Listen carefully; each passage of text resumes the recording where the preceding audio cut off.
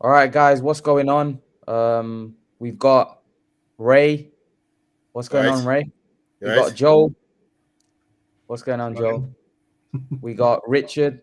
Um, Guys, yesterday we had a fight which between Josh Taylor and Jack Catterall for the undisputed light welterweight championship of the world.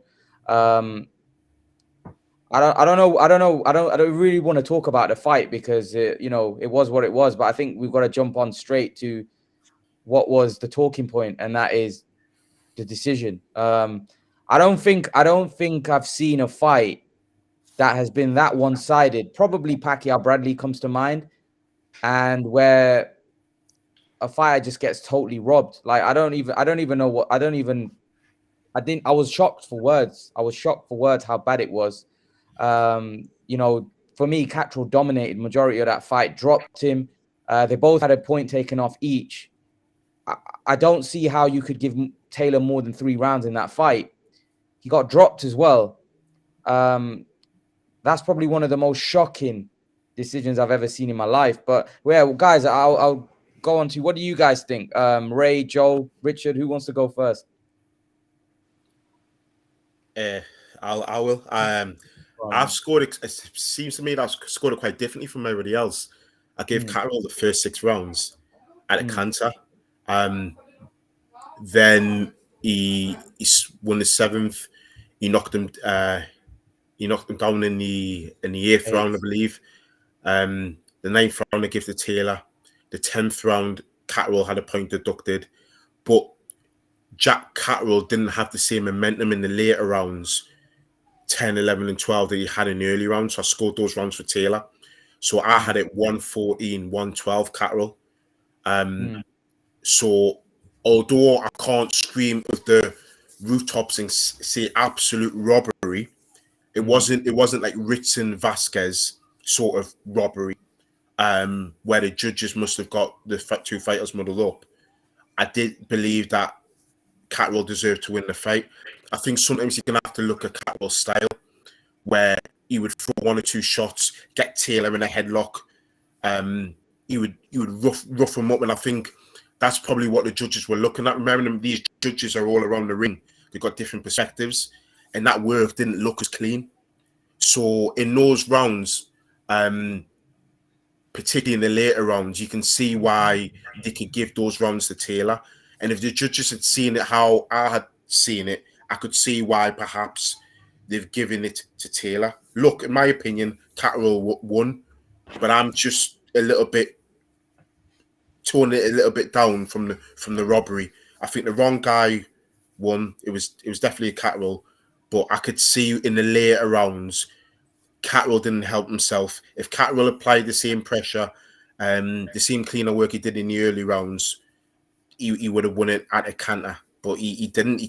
He literally stepped up. He reduced his work rate, and when you're away from home and it's going to go under the points, these things can happen. Ray, here's the thing though. Like, I know how you're saying that, the fight was like you scored it kind of close, but no, I've not seen anybody score that fight for Taylor. I've not Well, seen no, one I person didn't. say that. Yeah, No, yeah, no, I that's know. what I'm saying. And even you scored it for Catterall. So the point I'm trying to make is, isn't that still a robbery when everyone else kind of seems that Catterall won the fight, but the only people that actually saw Taylor winning is the judges. Like it's a bit like the Canelo Golovkin fight. That scorecard, and by the way, one of the scorecards were 114, 111 Taylor. That's Yeah, quite wide. That's by far three. too wide. Yeah, that's my 3 rounds. To answer your question, I'd probably say I think for robbery for me is like blatant and obvious and wide because boxing's so subjective. Remember, Mm, um, so the Golovkin fight, and I'll give you another example as well. Kovalev versus Andre Ward, mm, the first fight. mm, Everybody I know, everybody apart from me and somebody else had Kovalev winning that fight. Now yeah. I wouldn't say that was a robbery. I would just say it was close. Yeah, Now this fight, I can see, if Catterall had just been a bit more sort of like aggressive, I could see why you would then give those rounds to Catterall to then make it appear to be a robbery. But Catterall made it easy for the judges to give some of those rounds to Taylor. He made some of those rounds closer than what he needed to. You know, he must have either thought, oh, I've won this, and took a step back. And I think by doing that, he opened the debate to make the fight a closer fight than what it appeared to be. He dropped his intensity. So to answer your question, there's a difference between sort of like, don't get me, there can be 12 close rounds in a fight. And if a fighter wins all those 12 rounds, they win wide.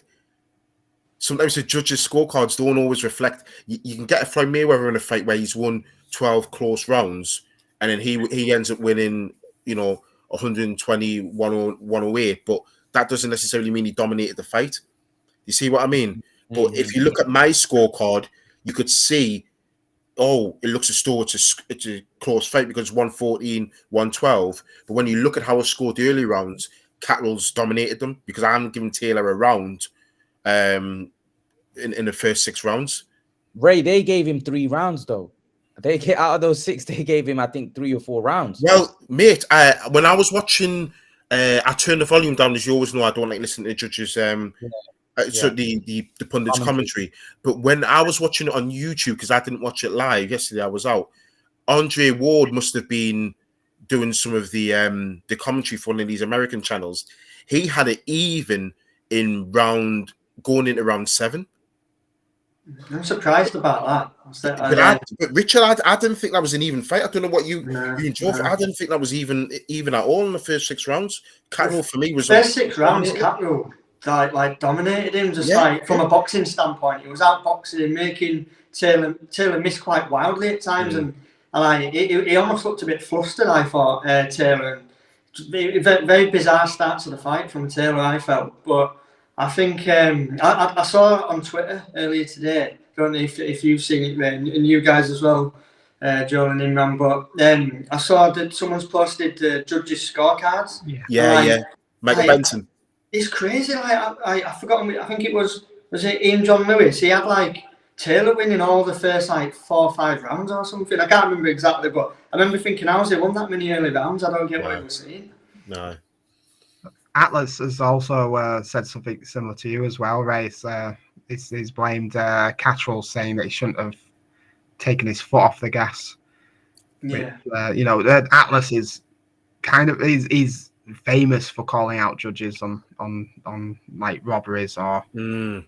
Like I said, I need to actually watch that fight, but a lot of people are calling it a robbery, and a lot of people scored it wide to Catterall, so it's it is like that. Boxing is very subjective, and sometimes sometimes judges will go on a work rate, sometimes they go on the cleaner shots. But I would probably like to see that, and I know that there's a demand for a review. WBN have refused to acknowledge Taylor as a champion because they want to see a review of the fight first. So it'd be interesting to see. I think it's going to hurt. It's going to hurt Taylor because, to be honest with you, I think his post-fight interview was pretty terrible as well, in the sense dismissed the rematch, didn't he, as well? Yeah, he dismissed it. He said, I won that fight. He goes, it wasn't a hard fight. To be honest with you, is that what he said? It wasn't a hard fight? No, he said it wasn't a hard fight. He goes, it wasn't one of his hardest fights. He said he clearly won, didn't he, as well?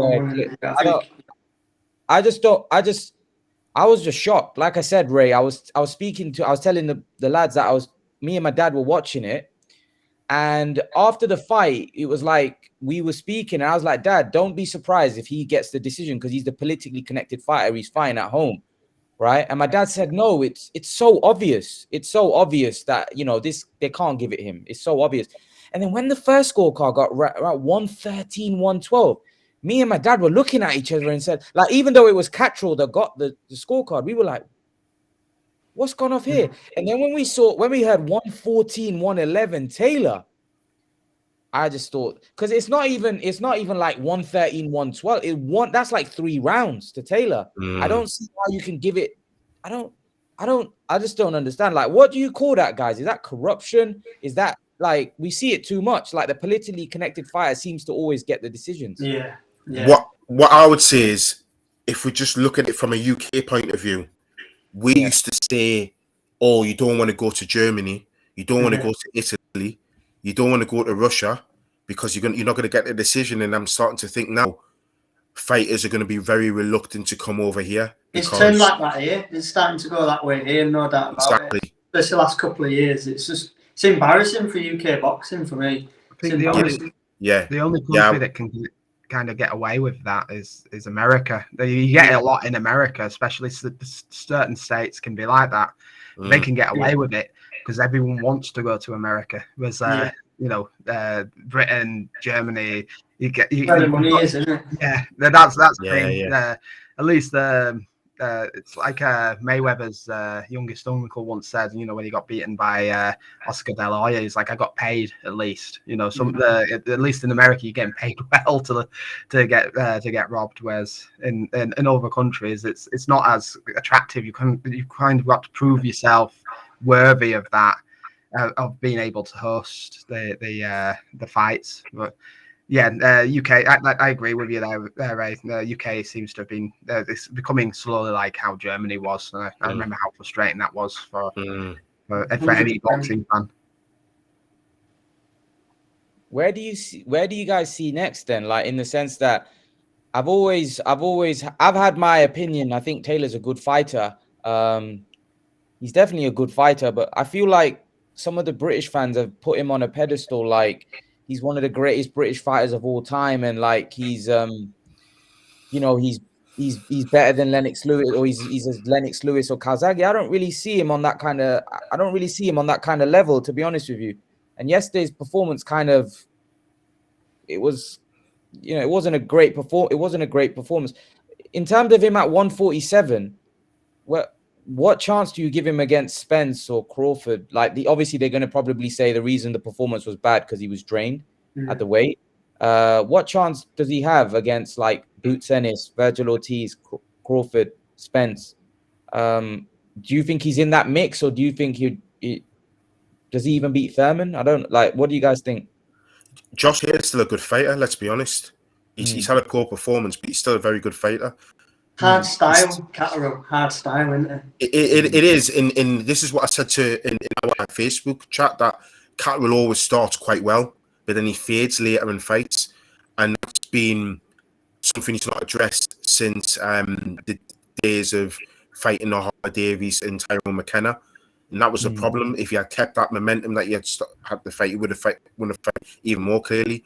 But Josh Taylor's still a very good fighter. He's not. This is the thing, when you start giving fighters that are still fighting ratings compared to British greats while they're still fighting, because when they're putting a bad performance, all of a sudden you're left with egg on your face.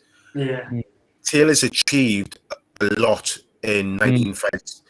To be undisputed in the time that he has been, in the division that he has been, deserves a lot of credit, but it's far too early to be giving him those accolades now. How well is he do at 147? Who knows? Because it depends how he's matched.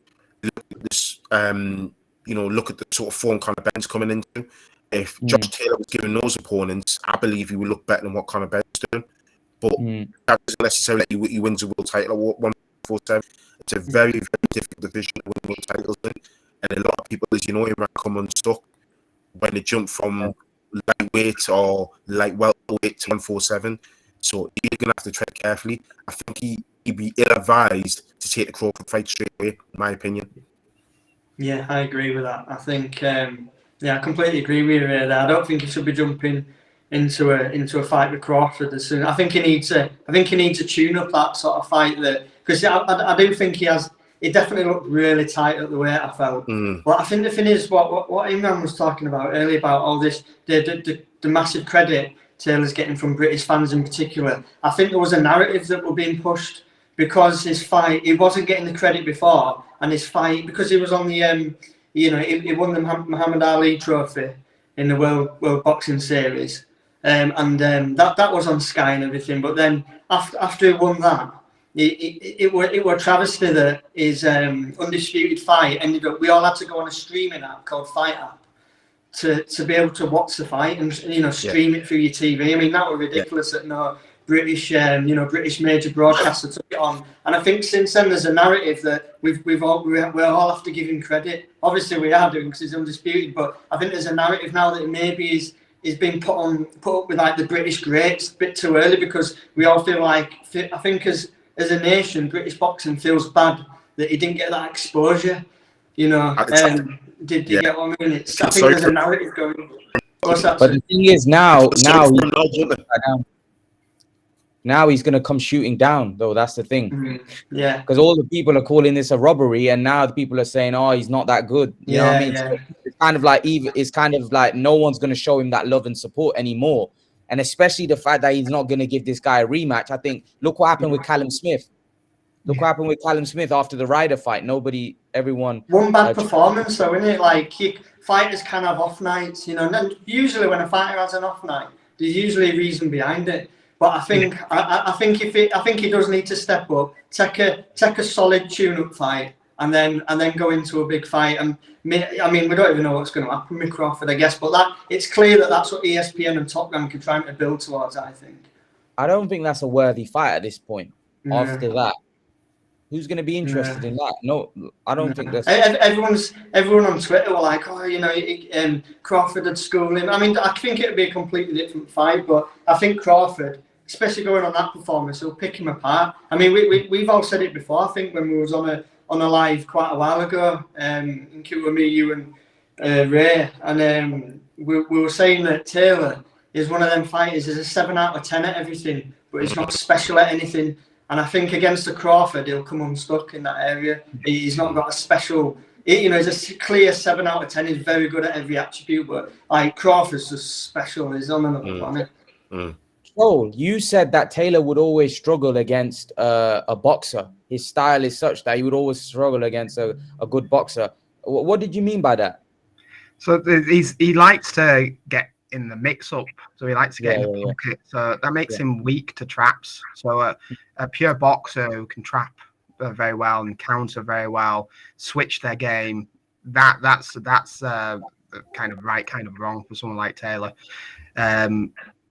Boxers who like to scrap tend to get outboxed by a pure boxer because they're very good at playing the wide game. Whereas with boxers who like to go forward and things like that, they've got very one dimension to them. So yeah, I think against a pure boxer, that style it's an easy picking for a very good pure boxer. Yeah, Crawford's that as well. I think it's.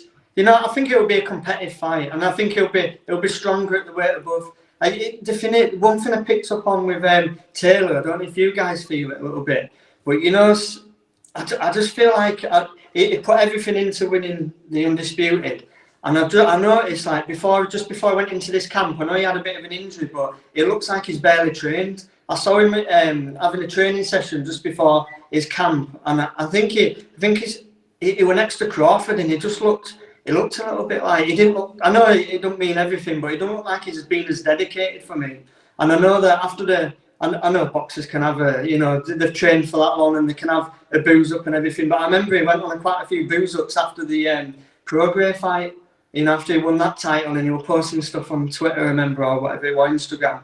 And I just noticed that I don't think he's been as much of the gym rat, because he always seemed to be when he was with McGuigan's. He doesn't seem to be, I could be wrong, but I just picked up on it a little bit myself. I thought he doesn't seem quite as dedicated. What's that, sir? Yeah, that's what I'm saying. I just think it's hard. Once you get to the top, it's hardest keeping that motivation. And even though he's saying, I want the Crawford fight, I want the big fights, and at 147, it's all right saying it. But once you reach that mountain, and he's literally reached the top of boxing, hasn't he? He's undisputed in a pretty tough division as well. And I just think it's hard to keep that. I remember, I don't know if you guys were into rugby league, but one of the greatest all-time rugby league players, Ellery Hanley, I remember in an interview he once said, it's all right getting to the top, but the hardest thing is consistency when you get to the top, and being that dedicated at that level if you want to be a great. And you see it with so many boxers when they get to that very top. it's being able to stay there. You know, Floyd Mayweather did it, Pacquiao did it, but there's not that many that's done it. Let's be honest. I think Taylor. I did get the feeling from the build up to the fight that Taylor was looking past Catterall, and I think we all were in a way. We were, you know, some of us thought it was going to be a hard fight, but most of us thought that Taylor would, you know, give Catterall a good beating. So I think Taylor probably got wrapped up in his own hype and possibly looked past Catterall, which, you know, you don't sleep on any boxer at the end of the day. You're always one punch away from losing. Yeah, especially a hungry boxer. Catterall's waiting for his opportunity. Exactly. Yeah. Guys, Ray, do you want to say anything else on that? Just to touch on that point there, I mean, Catterall, let's give him a mention. It's in the sense that it's probably Josh Taylor. Josh Catterall was really good, particularly for the first half of that fight. For somebody that's had to wait 18 months, was given set-aside money. He had to be really patient, and he's really waited his time. So he should really be congratulated for a stellar first half performance. He faded a little bit towards the end, but he did enough to win the fight, and he should be on that performance, because there's no rematch, be given a mandatory shot again at one of the world titles, because Josh Taylor's going to be moving up.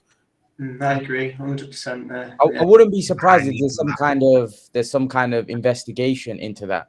Might even get called, maybe even get called no contest. Who knows? Let's see. But it's a very, very dangerous line that you'd go down if they do that. But with the outrage and the disgust online, because there is a lot of disgust online, I wouldn't be surprised if something gets done here, because this is at a very high stage. This is what a lot of people watching this. So undisputed changes your life. It'll change Catterall's life.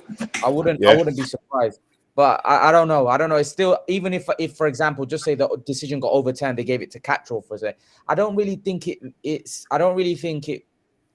really would be the same, would it, as getting your glory moment inside the ring when you get the judges announcing it fairly. It's not the same, is it? It's kind of like, it's like Roy Jones when he got robbed in the Olympics. Yeah, they did kind of acknowledge him as the true gold medalist, and he never accepted it because he didn't win it in the ring. Yeah, and you know, that's a very good point, Joel. It is. It's like I was speaking to someone at work the other day and about the Olympics with Russia getting boycotted a lot, like things like the World Cup down to Ukraine, and they're saying, "Oh, it's an easy route to victory," and it's like no sports person wants that. Everyone wants to prove themselves in sports, and boxing's no different. You want someone to tell you you're the champ. You don't want someone to go, "Yeah, you lost, but you're the champ." It feels patronizing. You want your glory. You want your moment with the belts up in air. You know what I mean? You want that euphoria, don't you? I mean, you must have felt. I feel so sorry for how Catterall must have felt. And Jamie Moore as well afterwards. He did an interview with Sky afterwards, and he was nearly in tears about it. Yeah, you know, it's awful, and because it's a whole team as well. It's not just Jack. It's a whole team. It was awful to watch that. You know, guys, I want to quickly move off the Taylor and Catterall fight. Obviously, the week before we had Amir Khan v. Brook, and obviously all of us have watched Amir Khan over the years religiously in a way, and that fight was fairly one-sided in the sense that Khan looked a total shell of himself. It was quite sad to see. It was a bit like David Haye v. Bellew in the sense that one fighter just looked completely shot to bits. Sound disrespectful. Amir Khan's one of my sporting heroes, but at the end of the day, like, I have to be honest, I felt he was shot to bits, to be honest. And even in the first round, he got hit with a jab and his legs went, and he just, I don't know. Against Crawford and Brook, I felt like Amir Khan was in survival mode, really, rather than actually doing what he normally used to do. It was sad to watch, to be honest. I'll let you guys go and give your take on what you saw. Yeah, I thought it was. We can see now in hindsight. I'm after he fought Canelo. Yeah. He should have fought on that. Fought Crawford. It was the right fight. He needed to have that fight on his CV. Yeah. He needed to have that fight with Brook, but he should have taken it at his prime. I can understand why he didn't for the financial aspect, but I believe Amir Khan needed a little bit more confidence because he would have beaten Brook in his prime, and then he could have gone on to bigger and better money fights. Because Amir Khan was such a big name, he would have got massive money fights. I just think that now he's given weight to the argument that he would have lost that fight in his prime, because what people would say is Brook's timing would have always beat Khan's speed. And although timing can beat speed, I don't think Brook's timing was at pinpoint at Amir Khan's prime for Brook to beat Amir Khan. I think Amir Khan's prime is just ridiculous. But yeah, it was really, really sad. I still think Brook has passed his best significantly, but he had enough left to beat Amir Khan because, like Imran once said, it's fundamentals. And for those fighters that rely on speed and reflexes or footwork, once those go, you find that those fighters don't have those fundamentals. That's how Hopkins beat Roy Jones Jr. in the rematch. In these fundamentals, Roy Jones Jr. just relied on his power, relied on reflexes and speed. So when it was too late to learn the actual fundamentals box.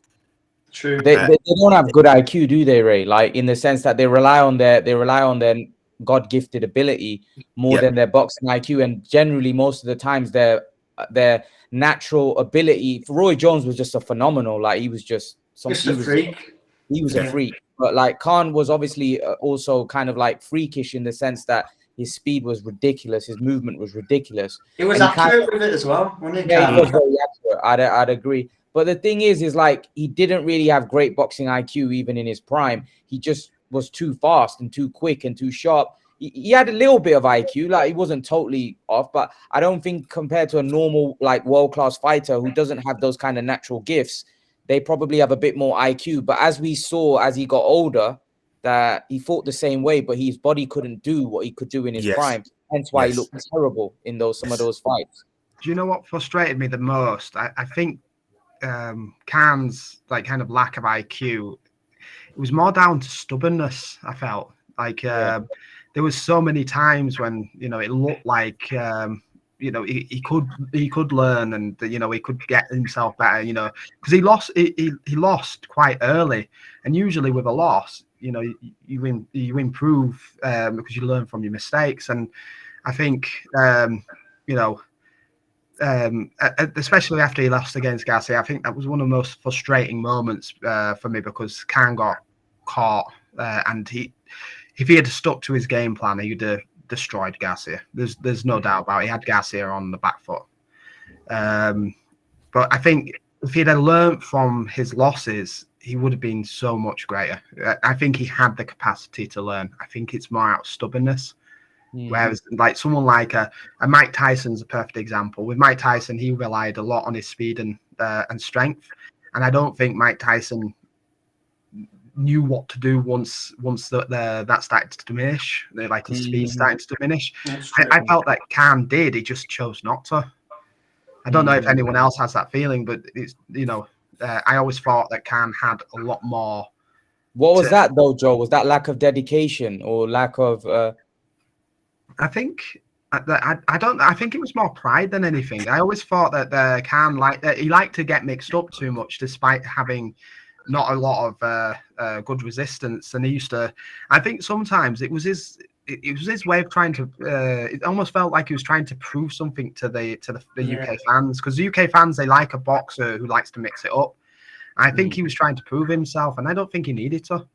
At the end of the day, he was a good enough boxer. If he just stuck to what he knew and improved down that line rather than trying to mix it up, I reckon he would have been far greater. I think he would have adapted effectively. I like I said, I just feel like Khan had a lot more that he could have he could have learned a lot more and kind of stuck to the fundamentals a bit more. And was he an overachiever, Joe, or underachiever? Underachiever, in my opinion. He had, like I said, he had all of that natural gifts, but like I said, I've always felt like he had a lot more to offer. And if he'd kind of worked more on his fundamentals, I reckon he would be doing a lot better. Like I said, that Garcia he beats. I think he would have beaten Porter. At the 147, it's very hard to say that he'd be able to beat anyone like Pacquiao or Mayweather, but he'd been in the mix easily. And I just think, the Garcia fight kind of summed it up. He had the tools to beat Garcia. He chose not to, didn't he? Yeah, he chose to mix it up with a guy who the only thing I've ever seen Garcia kind of do well is he's a lion. He's brave. He can take a punch, but if you box Garcia 9 times out of 10 you're going to beat him. And I think for some reason it was almost like Khan wanted to prove that he was good at Garcia's game, but he didn't need to be good at Garcia's game. He just needed to box his own game. And I like I said, it's the only time I think I've ever shouted at the screen with boxing, because it was like, he's doing what he does best. He keeps to that. Garcia looked like he could been even stopped. So, he was frustrated. His eyes were puffing up, weren't they, after 2 rounds? And then he caught Khan because he got clumsy, and I was like, why did you let him do that? Why did you? It was frustrating. And I think Khan could have been greater, after the Garcia fight. I reckon had he kind of improved, he would have been a great fighter easily. What do you think, Richard Ray? I think when in terms of what you were just asking a moment ago, actually, about is kind of an overachiever or an underachiever overall in his career. You could look at it 2 ways, in the sense of, he's even openly admitted. I think he said in the gloves are off with Kell Brook, I'll admit it, I'm not the best at taking a punch. From that aspect, and from the punch resistance aspect, you've got to say he overachieved. But then with the other God-given talents that he had, you got to say that he underachieved, in my opinion. However, I think going back to I know you've said it in your videos recently, but he was never the same after Canelo fight, and Virgil Hunter said that last week, actually, before the Brook fight. He said he wasn't the same after that because he lost his dedication. And not only that, and even Ricky Hatton picked up on this. He said them sort of knockouts where it's one punch. He said he wouldn't never the same after Pacquiao.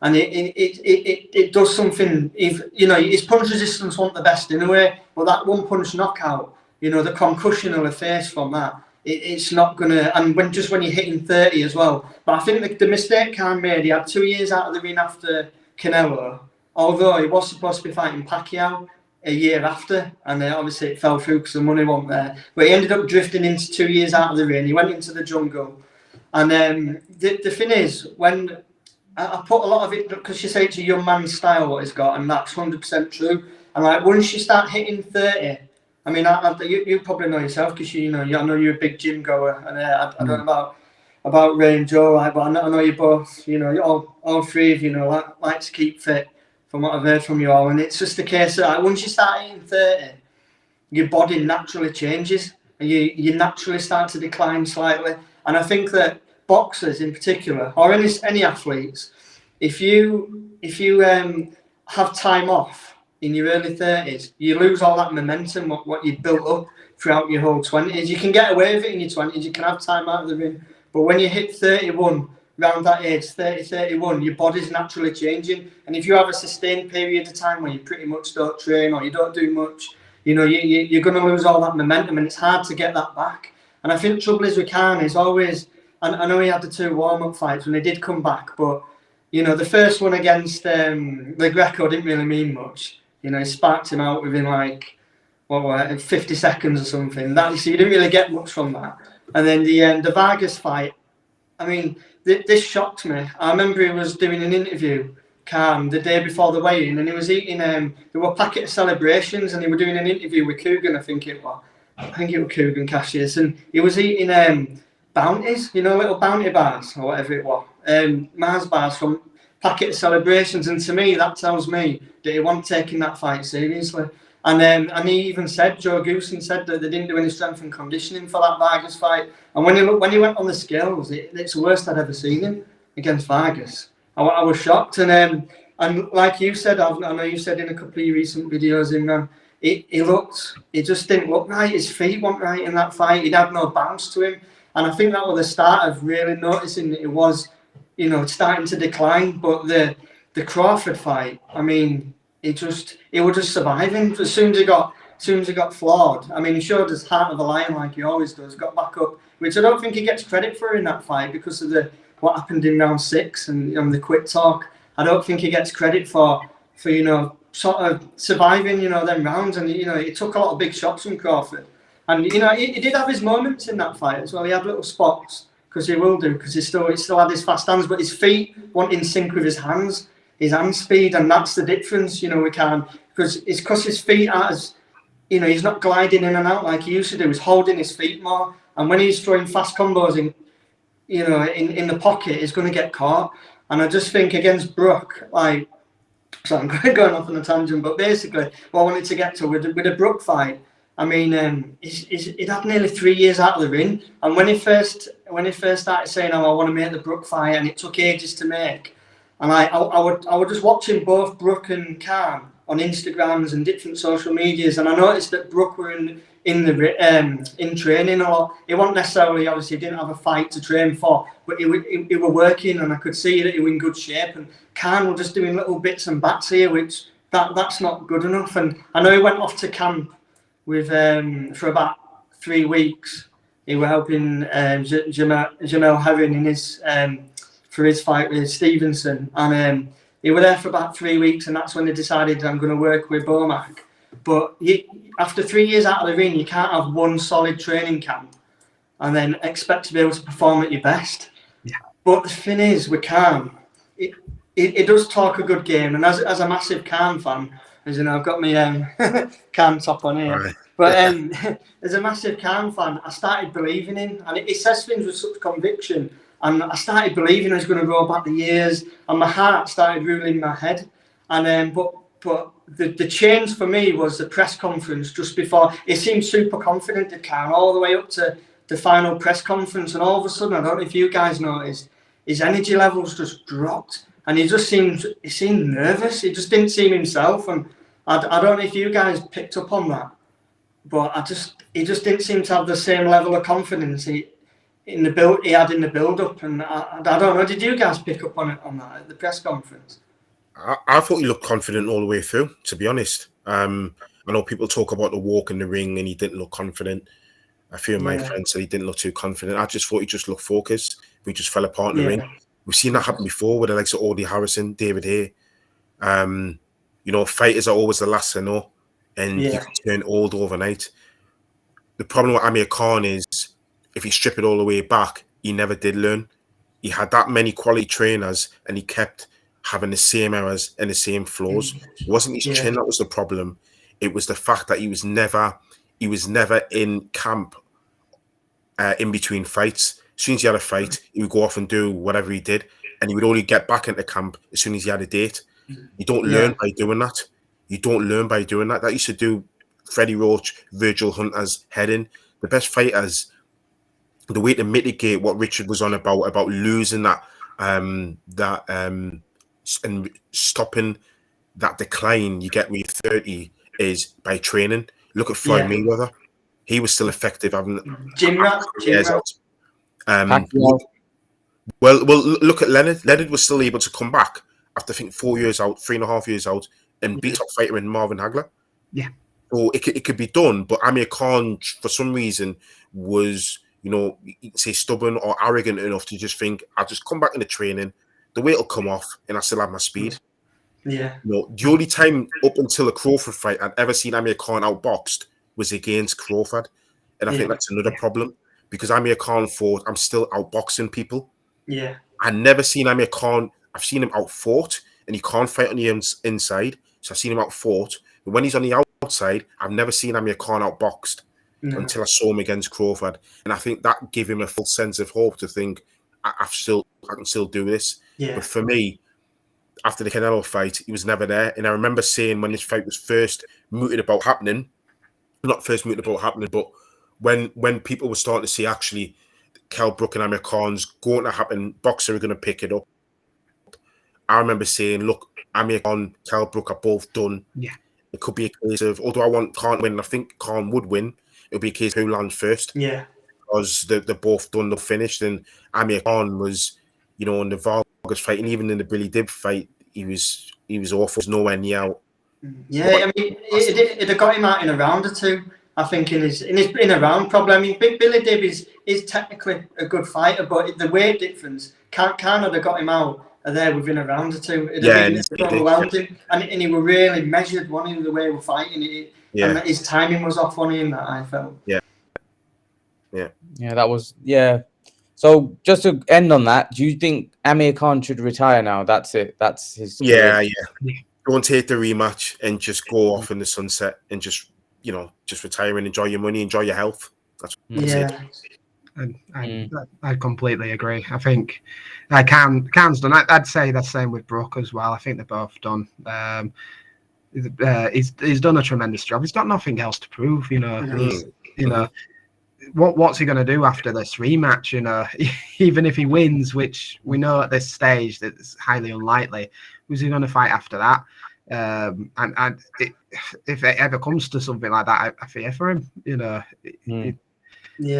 Brook's always had a hard punch. He's not the kind of punch that would do what happened to Khan. Something's not right with his punch resistance. It's gotten worse since the Canelo fight by a long shot. It's got really, really bad, hasn't it? Last few big fights he's had.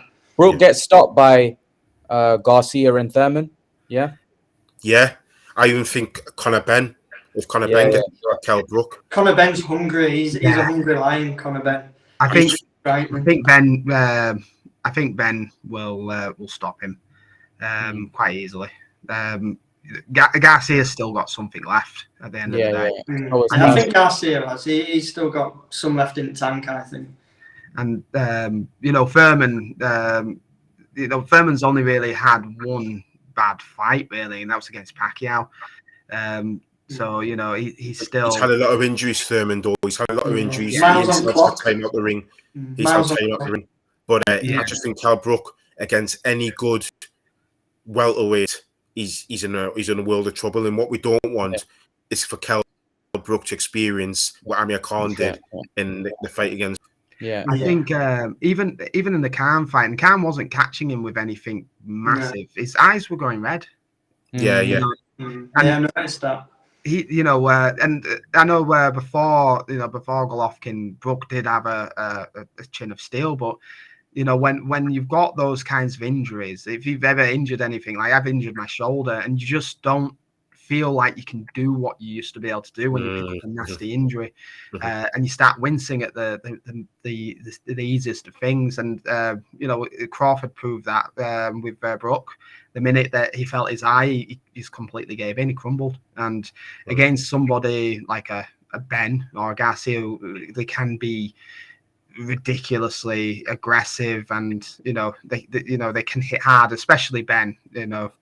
I think all it takes is one punch. Brook could outclass Ben for 11 rounds and get caught once it's over. I think Brook needs to ride off into the sunset. I understand why people are saying, oh, he should fight again because of the money, but he's got nothing. He has way more to prove than Khan, but he's left it way too late. And I think he got his world championship. He's always been seen in a good light because he's never ducked anyone to record. He's gone up against top guys. He's only been defeated by top guys. Leave it at that. You don't want to be losing to someone like Eubanks or Ben. I don't want to see Eubanks and Brook, because that will literally do my head in. It did my head in watching Eubanks take DeGale. you know, because that was sad to watch. That, Yeah, for Big and I don't want to see that because I'm sorry that I know where Eubanks hasn't done anything, and he's not at Brook's level. Brook has proven himself. He took the Golovkin fight in place of Eubanks. If Eubanks beats Brook, that will just anger me because he doesn't deserve that he doesn't deserve that notch on his resume. Yeah. Guys, I want to ask you, finish off on this, there's 2 big fights coming up. There's been announced recently. Canelo Alvarez will be taking on Dimitri Bivol, a light heavyweight, in a super fight. I think this is a great fight. And then obviously we'll talk about White and Fury. How do you see the Canelo Bivol fight playing out? I think I've already given my thoughts on it. I think Canelo's Canelo, and he'll find a way. I think he's proven himself against these type of styles now. What do you guys think? Richard, you first. What do you think? Yeah, do you know what? I mean, I'm super excited for this. I really am. I think we've been waiting for him to have like a real, after the I know he went up and fought Kovalev. To be fair, I think Kovalev was shot, but we got an unbelievable knockout. What he caught Kovalev with, but we've been waiting for like a big, a legit opponent, really, like live, legit peak opponent at light heavyweight. And I think Bivol will give him a really, it could be, aside from the Golovkin fights, could be his toughest fight of his career. And I do think Canelo will come through it. I am seeing it as a 60-40 because, like you, I just think Canelo will find a way. He's at his absolute peak. But I think he will struggle at times against Bivol. But I think Canelo will just be a little bit too much for him in the end. I think it'll go to points, and I think Canelo will win it by a couple of rounds. I think he'll struggle early mid rounds a little bit. I think he will. Because Bivol is quality, but I just think Canelo is in that invincible stage of his career. And he's moving up in weight. He's going to be. I know that he's not like an actual light heavyweight, but and he's only small. But just look at the frame of him, and he's just going to have even more sort of strength at light heavyweight. I think it's a fascinating fight, but yeah, I'm going with Canelo myself. But I think it'll be a very competitive fight. And then I don't know if there'll be any knockdowns. We're thinking before there might have been, but I don't think there'll be any knockdowns. I just think it'll go 12 rounds. It'll be a war, and I think Canelo will just be a little bit too much in the end. Right? I think it's going to be a 50-50 fight. In fact, I would probably lean towards more Bivol. I think Bivol's got the speed of hand, speed of foot, causing all sorts of problems. I agree with what Richard said there about Kovalev. He wasn't at his best, and I still had him winning 8 or 9 of those rounds when he fought Canelo. He was, to be fair, yeah, keeping it long, wasn't he? Yeah, so if Kovalev, who was past his best, can keep it long and keep that distance against Canelo, I can't see how he's going to have great success against Bivol. I think he's going to have to rely on pulling a shot out of nowhere. Don't get me wrong, Canelo can't do that. But Bivol's not really looked susceptible to that so far in his career. I'm going to go for Bivol on this one. Wow. Joe? Again, I've got it 50-50, but if it's going to points, it's going to be Bivol, and I can see it going to points, in my opinion. Like Ray says, faster hands, good on the outside. In situations like that, the bigger guy, if it's close, the bigger guy is going to win. And I think you're going to get the decision. Yeah, if it goes, if it goes, don't now do it. Well, yeah, in a I suppose in a fair world, the guy who does the best should get. But I think if it does go to points, I think it will be Bivol. Like Ray says, I watched the Kovalev fight and I had Kovalev up, and it's not only that Kovalev's not a not the kind of boxer Bivol is. So if Kovalev can do it, and Bivol being the natural bigger guy and more skillful, he'll be able to do it. And I think it'll go to points. I think Canelo's got a ridiculously hard chin. But I also can't see kind of Canelo knocking Bivol out. So yeah, I'd say Bivol on points. Yeah, it's gonna be a good one. It's gonna be a good one. I can't wait. I'm actually going for a Canelo stoppage. I think Canelo will break Bivol down in this fight. I just don't think Bivol hits hard enough to keep Canelo off, and I think Canelo will just break him down, hit him to the body, weaken him, and then take him out. I don't know. I've seen Bivol in few fights. I've not been that impressed, to be honest. But I don't know. Like some people say, he raised his game. He's gonna have to raise his game massively if he wants to beat Canelo, because what we saw against Richards wasn't very good, to be honest. So he needs to raise his game. Let's see if he can. And who knows? Maybe he beats Canelo. You know, body shots, Canelo body shots. Yeah, they're horrible. They're horrible. Those body shots are just they look disgustingly painful. Those body shots. When he's hitting you with them, it's kind of like, it feels like, if you have, when you played one of those fight games where they have the energy bar. I feel like your energy bar goes down half when he hits you with those body shots. That's how hard he's hitting you with them. And I don't know. It's just that, because Bivol's a great mover. He's got great legs. And the problem is, right, if Canelo starts hitting him to the body, that's going to weaken him and start him to slow him down. And that's what I mean. If Bivol's able to, I agree with Joe and Ray. If Bivol's able to get Canelo to respect his power, then I think Bivol has a great chance of winning. But if Bivol has no power and he can't really keep Canelo off, can Bivol sustain the beating that Canelo's going to give him over the 12 rounds? He's quite brutal, Canelo. He hits you hard and hurts you, batters you. No one's been able to do it, have they? You're right. No one's been able to do that. Even Kovalev, I get what they're saying about he was winning the fight. Yeah, he was. But Kovalev was weakening massively in that fight. He was getting hurt, and you could clearly see Kovalev was weakening. Canelo knew where he had him, and eventually he sparked. He knocked him cold. Kovalev, whilst he was winning, was still winning the rounds. And here's the thing: we talk about Bivol's power. Bivol's knocked out bigger men than Canelo. You don't need to be knocking out guys every fight to be seen as a massive puncher, but you can still hit hard. So, for example, Canelo Alvarez isn't stopping everybody, but he hits hard because you can tell the effect that he has on his opponents. Bivol does hit hard because he stops people and he makes them think. He makes people change the game plan and make adjustments in that fight. But his style, because he's so fleet-footed, is more of a boxer style. So if he stays on the outside, then Canelo finds it difficult to get near him. But if Canelo can figure out how to get past his jab and how to get his footwork on the inside and land those body shots, then he can stop Bivol from moving. But I think Bivol's a far better opponent than Caleb Plant. Yeah. Canelo's going to have to do a lot of thinking in that fight. I don't think he looked that good against Caleb Plant, to be honest. I didn't either.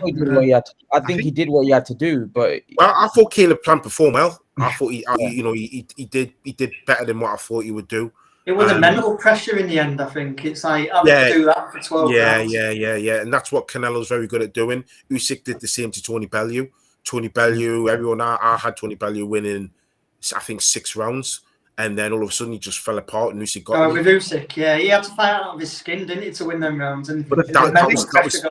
That was exhausting.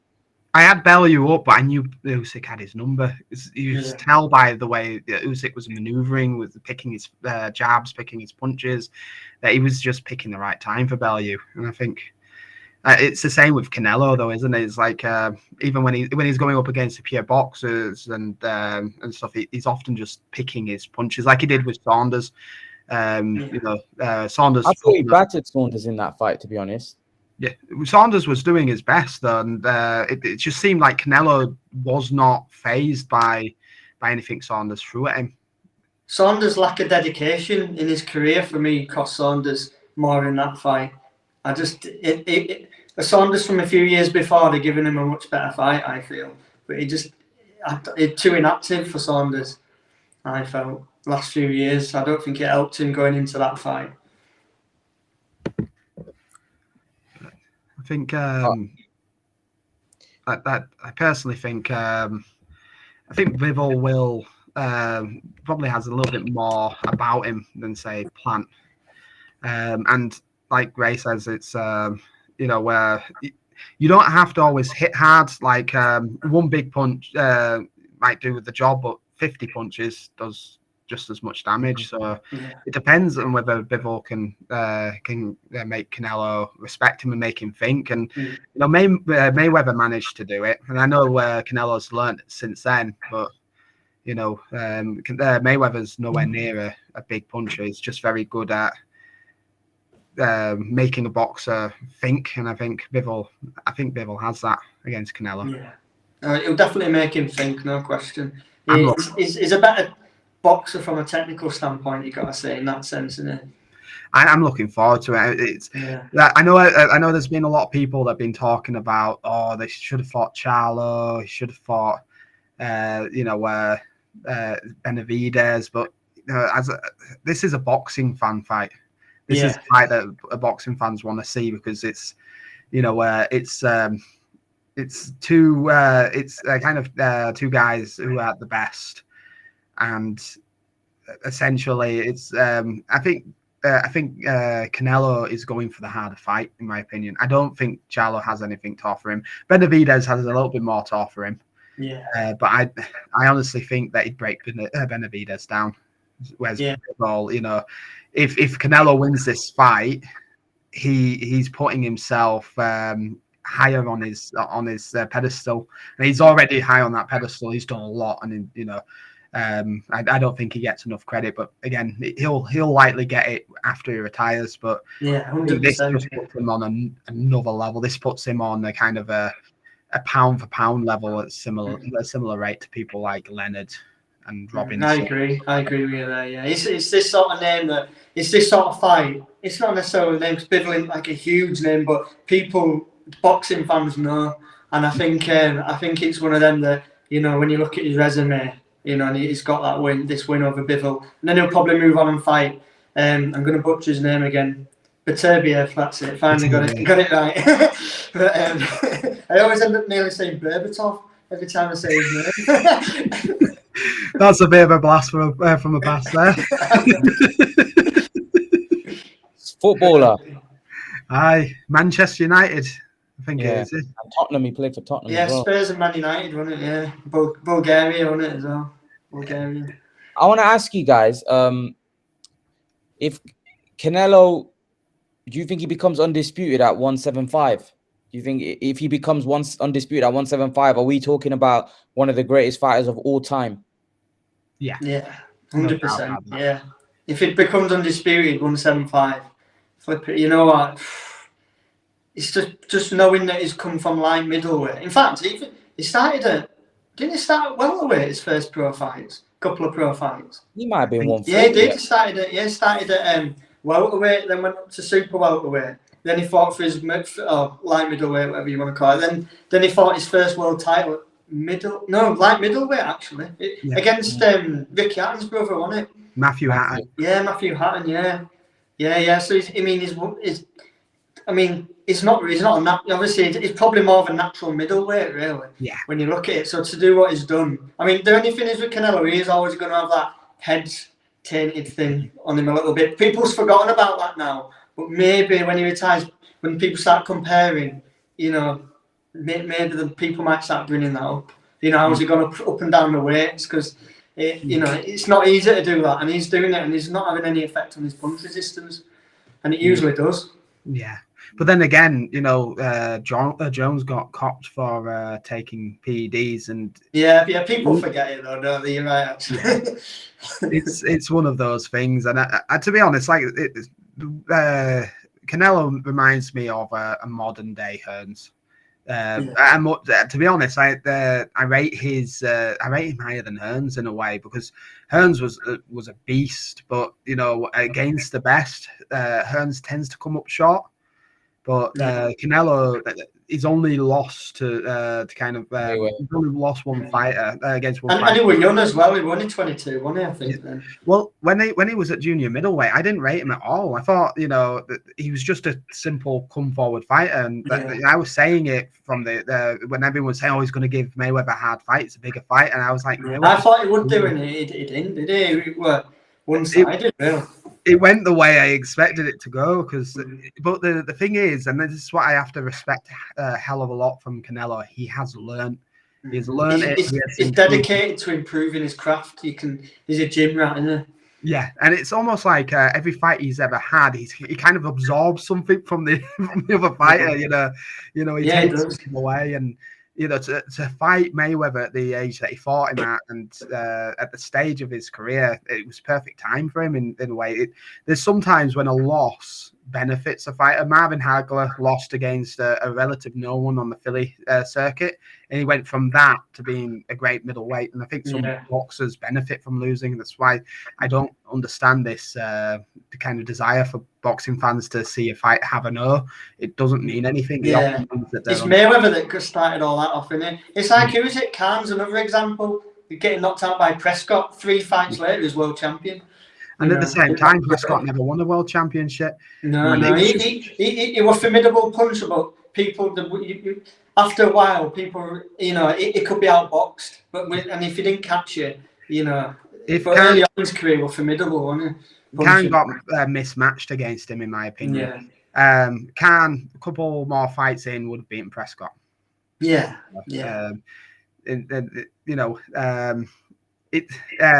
I think it's sad when people are more focused on the zero, because it actually allows promoters and sanctioning bodies to manipulate people.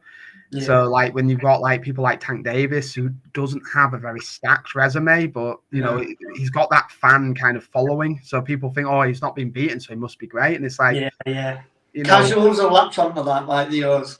Casuals will latch onto it. But it's the same with Marciano for a long, long time. It took people a long time to accept Marciano wasn't quite the great that people, put him on an unfair pedestal, because when you look back at his resume, it wasn't superb. Now, Marciano was a great fighter, but because people were so enamored by the 49-0, which is an unbelievable number, they put him in, he's never been beaten, so obviously he must be a greater fighter than Muhammad Ali, and it's like there's levels.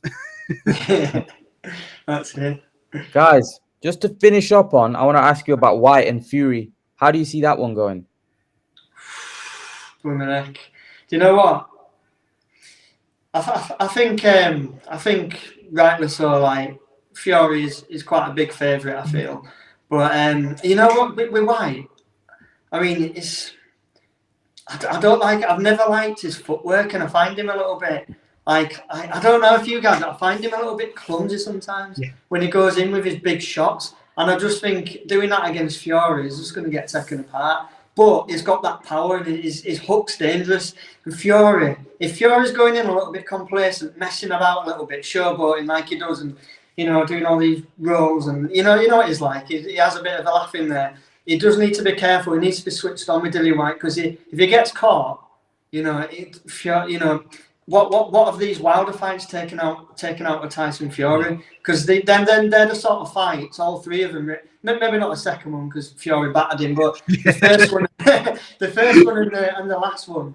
Them sort of fights, grueling fights, and you're getting put down, and your equilibrium's all over the place. Them sort of fights that take years off your career. I mean, like I say, we can say Khan's a prime example of that. Then the sort of fights where they take years off you. So in terms of Tyson Fury, I just think he needs to have a solid game plan against White, know what he's doing. I mean, I think it looks like he's going to stick with this style, this new Kronk style now.